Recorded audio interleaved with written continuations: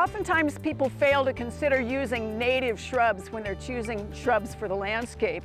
And that's a little bit understandable because we are in fact in a prairie state and in a prairie part of the plains.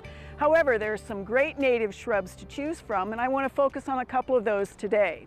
Let's start with chokecherry, which forms wonderful big suckering colonies. That gives some people heartburn. I look at it as a way to get a lot of shrubs for not much input. It's beloved by the birds, turns into great jellies in the fall. It leaves out early and it blooms fairly early, and it has wonderful bark that has lenticels on it that are diamond shaped and then turn really more into like a prunus or a cherry-like bark later in the season. A couple plants in the currant family include gooseberry and currants, both of which have edible fruit. It's a little bit of an acquired taste for those of you who love gooseberry pie, but these are a little bit of a woodland edge or a part shade plant in a small package, so totally different than chokecherry, but still good native selections for our climate.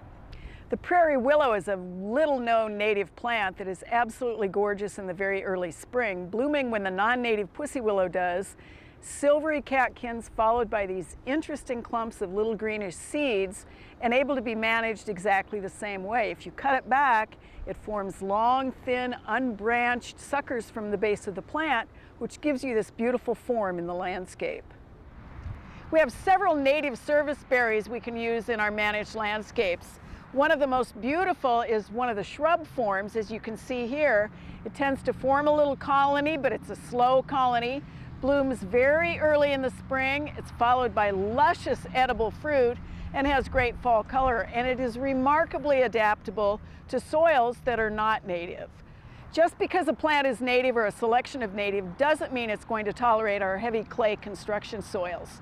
Pawnee Butte sand cherry is a selection of our native sand cherry, and it blooms very early, and it's really an unusual form.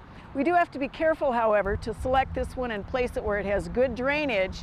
Make sure we don't consider this a really long-lived native plant in our landscape.